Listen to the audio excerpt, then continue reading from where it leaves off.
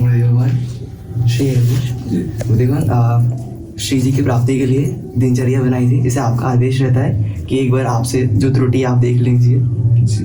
क्या दिनचर्या आप वो पढ़ के बता दीजिए। पर ध्यान रखना, जो हमारे सामने दिनचर्या पास करवा ली उसे जीवन भर करना, नहीं तो मत दिखाओ, क्योंकि अपराध लगेगा फिर। क्योंकि गुरु से पास करवा लियो फिर किया नहीं तो फिर वो नाटक हो जाएगा। मुझे लगता है कुछ दिन करो फिर बाद में दिखाना। क्योंकि देखो, अगर आप पहले जो दिनचर्या बनाए हो इसको आप कुछ दिन करो, 4, 5, 6 महीने हो, किसी दिन त्रुटि ना हो, फिर आप हमें दिखाओ आके कि 6 महीने से मैं दिनचर्या कर रहा हूँ और अब आप देख लीजिए, और आपकी कृपा से जीवन भर करने की लालसा है। समझ रहे ना। अब जैसे हमसे आप कह दे कि महाराज जी मैं 51 माला रोज जपता हूँ, आप आदेश कीजिए जपूं। अगर हमने कह दिया हाँ ठीक है 51 माला जपो, तो 49 में अपराध लग जाएगा। 51 के ऊपर ही चलना होगा नीचे। इसीलिए कभी हम इस बात में सावल, क्योंकि आप लोग जानते नहीं ना, महाराज जी ने आप बता दो कितना जपे, तो हम यही कहते हैं हर श्वास जपना प्रयास करो तुम। ये हम नहीं कहते 16 माला जपो, 32 माला जपो, 51 माला जपो। अगर निकल गया कि 11 माला जपो और आप 9 जपेंगे तो आपको अपराध लगेगा, गुरु आज्ञा का उल्लंघन हो गया, गुरुद्रोह हो रहा है। आजकल क्या होता है ना, बच्चा ये सब सिद्धांतों को समझा नहीं जाता, वो मनमानी आचरण होते हैं, तो कोई लाभ नहीं, कोई अंदर नहीं, और अपराध। और फिर कुछ दिनों के बाद जानते हो क्या होगा, ये अपराध गुरु से द्वेष करवा देगा, गुरु के प्रति अश्रद्धा करा, क्योंकि वहीं से तुम्हारा पतन होने लगा। अगर गुरु पर श्रद्धा बने तो पतन कौन करवा सकता है, त्रिभुवन में कोई नहीं करा सकता। गुरु प्रसन्न साहब अनुकूला, मिटी सकल कल्पित भयशूला, जे गुरु चरण रेणु सिर धरहि, तेजन सकल विभव बस करे। है गुरु मेहरबान, चेला पहलवान, माया परास्ती नहीं कर सकती। तो अब माया की पहली चाल होती गुरु पर अश्रद्धा करा देना। वो तभी चाल कामयाब होती जब उनकी आज्ञा को नहीं होगा। जब वैष्णव अपराध बनेगा तभी आपकी दृष्टि बदल जाएगा। दृष्टि बदल खत्म क्यों हो गया गिर के। तो मुझे लगता है पहले दिनचर्या आप काफी समय तक कीजिए, और जब अक्षरशः ऐसा ही कर रहे हो जैसा लिखा है फिर हमें आप दिखा दीजिए। गुरुदेव, पिछली बार याचना की थी आपसे ब्रजवास की, तो श्री जी आपने कृपा कर दी है, बरसाना वास मिला हुआ है, तो आज्ञा करें बस अब ब्रजमंडल छोड़ के न जाना पड़े, कृपा कीजिए। श्री जी के प्रति प्राण समर्पित कर दो जी। प्राण समर्पित श्री जी ने एक बार रख लिया, अब नहीं, मतलब नहीं, इसमें समझो अभी रहे नहीं होगा, अभी तो केवल रहने की भावना है। ये रहना तब माना जाता है जब ये हो कि कल काट दिए जाओगे, अगर भागोगे नहीं तो आप कटने के लिए तैयार हो गए हो। आज जा रहे थे तो आपसे आज्ञा लेने की थी कि गुरुदेव हमारी बात समझना, जब ये हो कि कल काट दिए जाओगे नहीं भाग जाओ, तो आपको ये कि अब कल कटना है हमको, लेकिन ब्रज से बाहर नहीं जाना। ये होता है प्राण समर्पण। हाँ, खंड खंड हो जाए तन, अंग अंग सत टूक, वृंदावन नहीं छाड़ियो, छाड़ी वो है बड़ी चूक। जब ये निष्ठा आ जाए, दूजे तीजे जो जुड़े, साग पात कछुआए, जो कुछ रुखा सुखा मिले, जैसे बने वैसे रहे, राधा राधा राधा राधा, तब ब्रजवास होता। प्राण समर्पित। अभी कोई भयंकर रोग हो गया, बोले चलो यहाँ तो ठीक नहीं होगा, बम्बई में ठीक होगा, तो बम्बई में अमृत कुंड थोड़ी, जो कुछ लिखा लिलाट, दुख सुख देह संग, भोगते गो जहाँ जाएगो, या सिद्धांत भंग, या सिद्धांत अभंग, तजत क्यों धीरज प्राणी, वृंदावन परिहरे प्रिया प्रीतम रजधानी। जो कुछ दुख सुख है अब यही भोगेंगे, अब नहीं। ऐसा इसमें निष्ठा चाहिए, और ये अपने हृदय की होती है, सिखाने पढ़ाने की नहीं होती है। ये अपने हृदय में यदि आ जाए तो बात बन जाए। जब कोई ब्रजवास करना चाहता है तो 2 प्रकार के संकट आते हैं। एक पहला संकट आता है प्रलोभन, रिश्तेदार, नातेदार, भाई, परिवार, संसार, कुछ भी प्रलोभन आपको हटाने की कोशिश करेगा। दूसरा आता भय, शरीर में रोग, व्यवहार में रोग, प्रतिकूलताएं, नाना प्रकार की बाधाएं। बस गंभीर होकर इन दोनों को झेल जाए तो आगे मंगल ही है, नहीं तो बड़े बड़े इन्हीं दोनों में गिर जाते हैं। प्रलोभन जीवन में मरने के लिए आए हैं, श्री जी का मन हो तो ये व्यवस्था कर दे, ना मन हो तो यही मरेंगे हम। ये नहीं, ये लाभ नहीं छोड़ेंगे। अब शरीर के लिए धाम नहीं छोड़ने वाले, धाम के लिए शरीर छोड़ देंगे, लेकिन शरीर के लिए धाम छोड़। ऐसी कुछ निष्ठाएं जब परिपक्व होती है तब ये रंग चढ़ता है। श्री हरिवंश महाराज जी, आपके चरणों में कोटि कोटि प्रणाम। नाम सेवा में जब पत्रावली करते हैं या कुछ में, तो मन में क्या भावना करनी चाहिए कि क्या सोचते पत्रावली करनी चाहिए? क्या अभी भावना करती हो? अभी तो पद गाते हैं, पद गाते गाते। तो किसकी पत्रावली करती हो? लाडली के। लाडली के। तो यही भावना कर, जो नाम है वही लाडली, जो लाडली वही नाम है। वैसे ऐसे सोचना चाहिए कि उनकी मैं मेहंदी लगा रही हूँ या उनके ललाट पे पत्रावली कर रही हूँ। तो अभी तो ऐसा है कि गुरु महाराज पीछे खड़े खड़े बताते रहते हैं कि यहाँ पे ऐसे करो, यहाँ पे ऐसे करो। वैसे जब ऐसी भावना होगी तो पूछना ही नहीं पड़ेगा, अंदर सब आता रहेगा। गुरु तत्व अंदर प्रेरित करता रहेगा। नाम की सेवा का मतलब साक्षात लाडली से। अगर हम पत्रावली कर रहे हैं तो अपनी लाडली जी की कपोल में कर रहे हैं, लाडली जी की कर रहे हैं, और दूसरी जगह थोड़ी कर। तो हमें भाव यही करना, नाम को विराजमान करके और भावना रूप की करनी, स्वामी जी की कर रहे हैं। अगर भावना बनती है तो नहीं बनती है तो ब्रजनोत्तर में कदम मुकुटमणि जो पद है ना उसको गा रहे हैं। या बनी वृषभानु नंदनी आज भूषण वसन विविध पहिरे तन पिय मोहन, ऐसे आवत सी वृषभानु दुलारी रूप रासित चतुर्श्रोम, ऐसे पद गाती जा रही है ऐसे लोग। श्री जी की कृपा से वृंदावन वास मिल रहा है जी। तो अगर ये जो निकुंज वृंदावन परिक्रमा मार्ग के अंदर वहाँ नहीं मिल पाता है तो वही बाहर ही मिलता, तो वही भावना रखनी। अभी हम समझे ही नहीं। इसी परिक्रमा मार्ग के अंदर जो निकुंज वृंदावन, परिक्रमा मार्ग के अंदर वृंदावन थोड़ी है। हाँ लघुमति ने लहो प्रमाणा जानत श्री हरिवंश सुजान। वृंदावन कितना बड़ा है, सेवक जी दिव्य दृष्टि से देख रहे तो कह रहे प्रमाण ही नहीं कि इतना बड़ा। वैसे तो यमुना का जो कुंडलाकार स्वरूप है ये दिव्य वृंदावन है।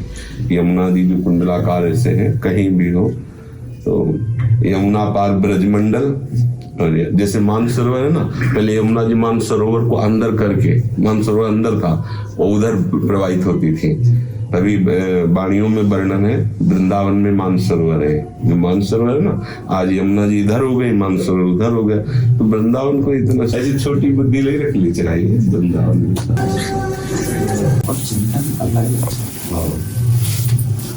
पहले अगर नाम को बोले तो पहले वाचिक, फिर उपांश, फिर मानसिक। जो मानसिक की एकांतिक धरा उसका नाम चिंतन है। जैसे हो रहा, कोई हलचल नहीं, कोई चेष्टा नहीं, कोई, ये चिंतन है, समझ रहे। और जप में है कि अभी अगर आपका आंतरिक देखा जाए तो जहां आप चिंतन की कोशिश करोगे वहां संसार आ जाएगा। तो हमें क्या करना है, पहले नाम जप में दृष्टि रखनी। जप और चिंतन दोनों अलग अलग है। जब करते करते चिंतन की अवस्था प्राप्त होती है तो हमें पहले नाम जप में रखना चाहिए। अगर मंत्र में मन नहीं लगता ज्यादा देर, कुछ समय मंत्र को देके कि नाम गुनगुनाना चाहिए। राधा वल्लभ श्री हरि ओम, राधा वल्लभ श्री हरि, राधा वल्लभ श्री हरि ओम, राधा वल्लभ श्री हरि, ऐसे जैसे हम बोल रहे राधा वल्लभ श्री हरि ओम, राधा वल्लभ। मंत्र ऐसे नहीं बोला जा सकता। धीरे धीरे धीरे जैसे जैसे हमारी मलिनताएं नष्ट होंगी फिर वो चिंतन बना तो काम बन गया। अभी क्या होता है, हम लोग क्रियाएं और चेष्टाएं भक्ति की करते हैं पर चिंतन संसार का होता है। और सिद्ध जब हमारा अभ्यास हो जाता है तो क्रियाएं भले संसारिक हो पर चिंतन प्रभु का होता है। जब प्रभु का चिंतन होने लगता है तो जीवन मुक्त हो जाता है। यही उसकी परिणाम स्थिति होती है। खुद उसका हृदय हर समय आनंद से नाचने लगता है। जैसे अभी है ना, हम लोग भजन करते हुए भी परेशान रहते हैं, मतलब एक अशांति सी रहती है, कारण चिंतन न बनने के कारण। तो कभी भोगों का चिंतन हो रहा है, कभी रोगों का चिंतन हो रहा है, बड़ा प्रपंच है। तो अभी हमारा चिंतन प्रपंच का हो रहा है। और जिस समय चिंतन प्रभु, और प्रभु ने ज्यादा जोर इसी पर दिया है, अनन्यस चिंतयन्तु माम ये जना परिपासते तेषाम नित्याभियुक्तानाम योगक्षेमं वहाम्यहम्। मैं उसका सारा ठेका ले लेता हूँ, भगवान कहते हैं। जो उसको प्राप्त है उसकी रक्षा करता हूं मैं, और जो उसे प्राप्त कराना वो प्राप्त कराता हूं मैं। योग और क्षेमम वहाम्यहम्, मैं स्वयं। किसका? जिसका चिंतन प्रभु का होने लगता है। तो ये चिंतन बहुत काल तक जब हम प्रकट अभ्यास करते हैं तब धीरे धीरे चिंतन बनने लगता है। और चिंतन जब निरंतर होने लगता है तब उसकी अवस्था बदल जाती है, हृदय की स्थिति बदलने लगती है। चिंतन से ये सब बात बनती, पर चिंतन तक पहुंचने के लिए प्रगट में क्रिया जरूरी है। भक्ति जनित जो श्रवणम कीर्तनम स्मरणम विष्णुपाद सेवनम अर्चनम वंदनम दास्यम सख्यात्म निवेदनम, ये नवधा भक्ति ही चिंतन में बदल जाती है। जी घबराहट हो जाती है, पहले पता नहीं चलता था कि कहाँ आज थोड़ा मतलब ऐसा लगता है आपकी नहीं सबकी होती, क्योंकि मन मरना नहीं चाहता, मन विषयों में जीवित रहना चाहता है। और जब हम भजन शुरू करते हैं तो उसको ही अच्छा नहीं लगता, क्योंकि उसे मरना पड़ेगा। मन ही मारी तनहारी के वृंदावन में गाज, मन मारिया तन बस में के ना हुआ भरम सब दूर, बाहर से कुछ दिखत ना ही अंदर चमके नूर। मन मरने पर ही तो भगवत रस का अनुभव होता है। तो अब वो कोई मरना सहज थोड़ी चाहता है, तो मन में घबराहट होती है, तो उस घबराहट को हम अज्ञान जनित माने, वो सही नहीं है, क्योंकि परमानंद आगे है। इसी घबराहट को चीर कर आगे बढ़ना होगा। अगर इस घबराहट पे लग गए तो परेशान कर देगा मन, फिर धीरे धीरे भजन से हटाने लगेगा। आप जितना भजन की तरफ जाओगे उतने तरफ आपको जलन महसूस हो सकती है, घबराहट महसूस हो सकती है, अधिक से अधिक विषय चिंतन आपको दिखाई देने लग सकता है कि पहले तो ऐसा नहीं होता था, अब अधिक हो रहा है। ये सब वो सफाई कर रहा है, जो अंदर की गंदगी है ना, वो सब सफाई कर रहा है भजन। चुपचाप लंबे समय तक बिना कुछ कहे, किसी से सलाह नहीं लेनी इसमें। किसी से सलाह लोगे या तो वो पहुंचा हुआ हो, नहीं तो आपको गिरा देगा। जैसे आप भजन कर रहे हो, आपको घबराहट है, तुरंत आप टीवी चला लीजिए, कोई नाटक देख लीजिए, खत्म घबराहट, देख लेना आप, घबराहट खत्म। क्यों? क्योंकि जी गया वो विषय देख लिया, जी गए, उसके पास ही तो दोबारा ले लेंगे भाई। घ्राणेन्द्री, नेत्रेंद्री, श्रवणेन्द्री, त्वगेन्द्री, रसेंद्री, मन इन पांच मना खष्टान इंद्रियाणी प्रकृति स्थान कर सकी। उसे प्रकृति से मिल गया जीवन। अब फिर आप 4 घंटा लड़ो, भजन करो, फिर जहां वो दबा अंदर तो फिर घबराहट पैदा करेगा। अब क्या करते हैं कुछ लोग जो जानते नहीं तो वो विषय सेवन करते रहते हैं, तब तो उनको लगता है तो ये हुआ बैलेंस बना के चलना। भक्ति में बैलेंस नहीं बनता, इसमें बैलेंस बिगाड़ना पड़ता है। अकेला है इसको अशांग, जितना घबराहट पैदा करे उतने और टाइट होते जाओ, और टाइट होते जाओ। एक दिन यही मन आपको निहाल कर देगा, आपको लगेगा हाँ, जिसे आज विषय चिंतन जबरदस्ती करता है ना, ऐसे भगवत चिंतन जबरदस्ती करेगा। आपके सामने विषय भोग सामग्री सब होगी, पर आपका मन राजी नहीं होगा। उस समय भी विषय सेवन करते हुए भी आप अंदर से हरि हरि हरि पुकारोगे, राधा राधा राधा पुकारोगे, वो स्थिति आ जाती, वह हो गया काम। अब कोई विषय तुम्हें बांध नहीं सकता, जब प्रभु से अपनापन होकर उनका चिंतन होने लगा। इसलिए धैर्य पूर्वक चलते रहो। घबराहट तो ये मन की है और इसको घबराना ही चाहिए, इसने बहुत दुर्गति की हमारी। अब फंसा है आके समर्थ गुरु, समर्थ नाम, मंत्र, प्रभु, इनकी घेरे में फंस गया, इसलिए घबरा रहा लो, फंस गया ना, बहुत वीर बनता था, घबरा रहा समझ लो। अभी तक ये हमारी दुर्गति करता रहा। अब विश्वास कर लिया जाए कि अब हमारी दुर्गति नहीं हो सकती, क्योंकि बड़ों के बीच में फंस गया ये, तभी घबराता है। पर इसको भोजन मत देना, इसका भोजन है यही विषय आहार। जितना विषय सेवन करोगे, देखो ना संसार में शराब पी लिए तो ऐसे लगते हैं कि बादशाह हैं, वैसे तो क्या हुआ, मन जो है उससे मतवाला हो गया ना, उसको विषय मिल गया और घूम रहा, किसी के कुछ नहीं सुन रहा। और आप भजन करते हो, थोड़ी भी गलती करने में आपको डर लगेगा, थोड़ा भी गलत खाने के लिए आपका मन राजी नहीं होगा। क्यों? अब वो दबाव में आ गया है, तो ये दब रहा है, दुश्मन दब रहा है, तो ऊपर से घटना हटाए ना। जैसे किसी कोई दुश्मन है, उसके गले पे चढ़ बैठे और आप समझ गए ऊपर आ चुके हो आप, अभी तक वो आपके ऊपर रहा है। अब गुरु कृपा से, गुरु मंत्र की कृपा से, नाम की कृपा से धीरे धीरे आप उस पर दबाव डाल रहे हो, हटना नहीं। उसको ऐसा दबाव डालो कि उसे मार ही डालो, अमना हो जाए। मन को मार देने का मतलब अमना, अब कुछ इच्छा नहीं रहेगी। यही है स्थिति, न कोई दुख, न कोई सुख, न कोई लाभ, न हानि, परमानंद ही एक रस में डूबा हुआ है। इसी के लिए तो भक्ति की जाती, पर लोग समझ नहीं पाते ना, सत्संग नहीं मिल पाता। तो जहां थोड़ा सा, अच्छा कुछ लोग ऐसे हैं कि थोड़ी सी गुदगुदी हुई इसे सभा में बता दिए, तो हमारे तो भजन करने में आंसू आते हैं और सपने में हमें ये होता है, मतलब वो सीधे सीधे ही कुछ नहीं हो पाता। जो कुछ कभी थोड़ा कृपा से हुआ भी शरणागति के प्रभाव से, वो सब गायब। अब फिर वो विषयों में भटकते हैं। बहुत तरह के इससे भजन को चाटने के लिए माया आक्रमण करती है। भजन करना कठिन, करके बचाना कठिन, बचा के पचाना कठिन। और भजन पच जाए तो सिद्ध हो गया। चावल जब ऐसे दब जाए तो समझ लो सिद्ध हो गया, नहीं सिद्ध माने पक गया। तो वो परिपक्व भजन तभी माना जाता है जब अहम शून्य जीवन हो जाए, दैन्य जीवन, निर्विकार जीवन, दुख सुख से परे जीवन। और ये हो जाता है क्योंकि यही हमारा स्वरूप है। हम जानते नहीं, देह भाव में आ सकते हैं, इसलिए हमारी दुर्गति।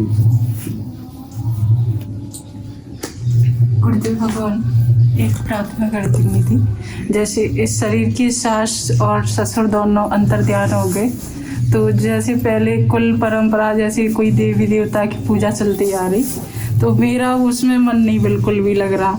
और पति कहते ये तुम्हें करना पड़ेगा कि ये तो मेरा कुल देवता है, इसमें तुम्हारे इष्ट भी कुछ नहीं करते, तो ये मुझे हजम नहीं होता है। मुझे हाँ, अब क्योंकि आप शरणागत है इसलिए आपको हजम नहीं होगा। वो शरणागत का भाव नहीं समझ रहे इसलिए ऐसा है। तो आपको क्या करना है समझिए, अंतर का भाव शरणागति का रखो। और बाहर व्यवहार में जैसे पति है ना, पति का कोई मित्र आया है तो हम क्या करेंगे, हम उसे चाय पानी भोजन नाश्ता, क्योंकि पति प्रसन्न होगा, उसका दोस्त है, समझ रहे हो। अब हमारा वो आराध्य देव तो नहीं है ना, वो हमारा पति थोड़ी है, प्रीतम थोड़ी, पति का मित्र इसलिए कर रहे हैं। तो पति सुनो ना, तो पति का कुल देवता है ना, तो आप उनकी पत्नी हो। तो हम जैसे उनके आए हुए कोई भी मित्र हो, कैसा भी मित्र हो, हमें कोई लेना देना नहीं होता। हमें होता है हमारे पति के मित्र, इसलिए उनको चाय पानी भोजन नाश्ता जैसा पति आदेश करते हैं वैसा कर देते हैं। लेकिन वो हमारा ना पति हो जाता है ना हमारा प्रीतम हो जाता है, समझ रहे हो। ऐसे जितने कुल देवी देवता हैं, अगर पति कहते हैं इनकी सेवा करो तो पति के है हम कर देते हैं, लेकिन हमारे जो भी है वो हमारे इष्ट राधा वल्लभ लाल। जब ये बिगाड़ने पे आ जाएंगे ना तो तुम्हारे इष्ट भी नहीं संभाल पाएंगे, तो मुझे हजम नहीं होता, मुझे बहुत रोना ये है ना वो है। अच्छा देखो अज्ञानी, मुझे बहुत रोना आता। देखो अज्ञानी लोगों की बातों में थोड़ी पड़ा जाता है। वो बातुल भूत विवश मतवारे थे, नहीं बोले वचन विचारे, तिनकर कहा सुनी नहीं काना। वो जानते ही नहीं, आज तक ऐसा कोई सृष्टि में है ही नहीं जो प्रभु की सिवा हो, प्रभु की सिवा। और दूसरी बात, जब भगवान शंकर जी जो विश्व के विनाश की सेवा करते हैं, प्रलय की सेवा उन्हीं की है, तो माथे पे चरणामृत धारण किए, किनका धारण किए? गंगा जी जो है वो हमारे प्रभु की तो है। देखो जब श्री कृष्ण अवतार होता है तो आद्य शक्ति दुर्गा को आदेश करते हैं, भगवान जाओ संकर्षण को देवकी के गर्भ से खींच करके रोहिणी के गर्भ में स्थापित करो और स्वयं तुम एक कन्या रूप धारण करके यशोदा जी के यहाँ प्रकट हो, क्योंकि मैं अब स्वयं अवतरित होने वाला हूँ। भगवान के आदेश से जितने भी देवी देवता, कोई ऐसा नाम बताओ जिनके आदेश पर भगवान हो। अब अज्ञानी जीव से क्या कहा जा सकता है? अरे अज्ञानी जी तो कहता है जो भगवान होंगे हम देख लेंगे, क्या बिगाड़ लेंगे भगवान। और बेचारा क्या जाने बेचारा, मतलब कुछ सामर्थ्य, एक रोम अगर अभी टूटना है तो किसी की भी सामर्थ्य नहीं कि उसे रोक सके एक रोम की, चाहे जितना कोई मुझ में ताव दे। तो बेचारा है, अज्ञानी है। अब अज्ञानी लोगों की बातें क्या सुने। जैसे छोटा बच्चा है, वो बाप की दाढ़ी नोच करके उसको गाली देता है तो बाप क्या करता है, गुस्सा थोड़ी होता है, हंसता है कि बच्चा है। ऐसी अज्ञानी जो भगवान को भी गाली दे, मान लो भगवान के श्री विग्रह को तोड़ दे तो भगवान नाराज नहीं होते, कि बच्चा है, अज्ञानी है। अपने लोग अरे बड़ा भारी अपराध बन गया, लेकिन वो तो बच्चा ही है ना, भगवान की दृष्टि में तो बच्चा ही है ना। तो ये सब बच्चे हैं, छोड़ो अपने मार्ग को अंदर से देखो, ना कोई पत्नी ना कोई पति है। जैसे उनका दिन कोई क्लियर कि इस दिन अगर भोग बनाओ तो सबसे पहले उनको खिलाओ, तो ये हमसे नहीं होता, हम नहीं पहले मेरे। अब देखो, अब सब समस्या का समाधान अगर आप करवाना चाहोगी तो फिर मार्ग अलग हो जाएगा। इसलिए आपको उनके अनुकूल होकर रहना, वो अंदर अंदर राधा वल्लभ से हरिवंश कहना, नहीं तो पति पत्नी में झगड़ा हो जाएगा। और ये हम चाहेंगे नहीं। हमारा सच्चा उपासक वही है जो सबको प्रसन्न करके निकल जाए, नाराज करना भी है। पति में राधा वल्लभ लाल जी देखो कि मेरे राधा वल्लभ लाल जी है, अभी नाटक करवा रहे तो कर रहे बस। अगर देखो, अगर अभी आपकी मैं और तू, तो भक्ति नहीं रह जाएगी। तुम भी जलोगी और घर बर्बाद हो जाएगा। प्यार से चलोगी, कम से कम तुम्हें तिलक तो लगाने दे रहा है, कंठी तो बांधने दे रहा है। नहीं तो ऐसे ऐसे परिवार, मान लो लड़की दीक्षा ले गई, अब उसका ब्याह हुआ, अब ऐसे परिवार के लोग मिले जो कंठी और सब तोड़वा के फेंकवा दिए, तिलक भी फिरवा के रोए। तो अंदर से जब मत बांधो कंठी, झगड़ा क्यों करोगे? क्योंकि इतने सामर्थ्य नहीं है कि आप उसका निर्वाह कर सके। जैसे रत्नावती जी ने मोड़ मुड़ाकर संतों की सभा में बैठ गई और पति ने फिर शेर भेजा मारने के लिए, कुछ नहीं। तो अब ऐसी तो हिम्मत है नहीं, और कलिकाल ऐसा कर भी नहीं सकते। इसलिए बहुत सावधानी से चलो, अंदर से भजन करो, बाहर से पति को भी राधा वल्लभ लाल का स्वरूप मानकर उनकी सेवा करो, उनकी आज्ञा में रहो। अंदर अंदर भजन करते हो तो प्रभु अंदर की बात देखते हैं, ठीक है ना। और महाराज श्री जैसे एकादशी पहले रखे थे, तो कल मेरा सब छोड़ दो, कल मैंने हमारी बात सुनो। अब ये हमसे हमारे सिद्धांत के अनुसार चलने की बात छोड़ दो, क्योंकि नहीं चल पाओगे। अंदर से भजन करो। अगर वहां रहकर देवी पूजन करना पड़ता है, संसार के व्यवहार करने पड़ते हैं, वो सब करो, क्योंकि तुम एक पत्नी हो, एक गृहस्थ में रह रहे हो। और नाम जप करो जो हमने दिया है, वाणी पाठ करो। अगर वो एकादशी के लिए परिवार कहे तो एकादशी रहो, द्वादशी के लिए करा दो। अब गृहस्थी में वो कहेंगे सोमवार का व्रत रहो, बृहस्पति का व्रत। हम भैया हम बने, झगड़ा नहीं करना है। इसी बहाने एक दिन भोजन नहीं करेंगे, राधा राधा ज्यादा जपेंगे, परेशानी क्या है? हमें कुछ झगड़ा नहीं करना, शांत होकर भजन में लगो। अब अगर हमसे सिद्धांत पूछोगे तो सब कट जाएगा, और सिद्धांत में चलने के लिए बहादुरी ये होनी चाहिए। जैसे सूरवीर योद्धा किसी से परास्त नहीं होता, काटता चला जाता है। अब वो तुम्हारा स्त्री शरीर है, ऐसा करना तुम्हारे लिए असंभव और ठीक भी नहीं रहेगा। समझ रही बोलते हुए भी इसे नाम जप नहीं हो रहा, लेकिन 42 लीला के पदों में ही ज्यादा आनंद आता है। वाणी और नाम दोनों समान है। सेवक शरण सदा रहे, अनंत ने विश्राम। वाणी श्री हरिवंश की कह हरिवंश है नाम। या तो वाणी जी में मन लगे या नाम में मन लगे, तो दोनों में किसी एक में मन लगेगा तो दोनों चलने लगेंगे। धीरे धीरे समय हम अपना नाम वाणी में ही लगाएं।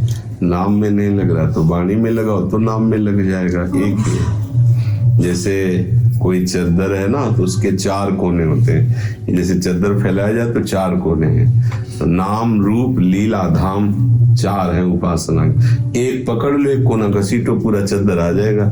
चाहे नाम जप में लगा लो, चाहे वाणी पाठ में लगा लो, चाहे ठाकुर सेवा में, चाहे धाम बास में, किसी एक की निष्ठा आ जाए तो चारों अपने आप आ जाएंगे। पर आ जानी चाहिए उसमें। ये तुम देखना कि धोखेबाजी नहीं होनी चाहिए, कि अगर हमारा मन धोखेबाजी कर रहा, फिर बर्दाश्त नहीं करना चाहिए। अब हर समय 42 लीला ही तो नहीं चलती होगी, ध्यान देना होगा। तो ये नहीं कि हम थोड़ी देर 42 लीला पढ़ ली, छुट्टी हो गई। हमें हर समय लगना है। तो फिर राधा राधा राधा वल्लभ श्री हरिवंश नाम मंत्र, इसीलिए क्योंकि मन का स्वभाव है चंचलता। तुम इसे जहां जैसे भागता वैसे इसको लगाने की चेष्टा करते रहे, तो कहीं अपने को आप धोखे में मत डाल देना। ये आपको देखना है, हमारे तरफ से छूट है। अगर आप हर समय वाणी जी में है तो नाम में है, धाम में है, लीला में है, गुण में है, हमें कोई परेशानी नहीं।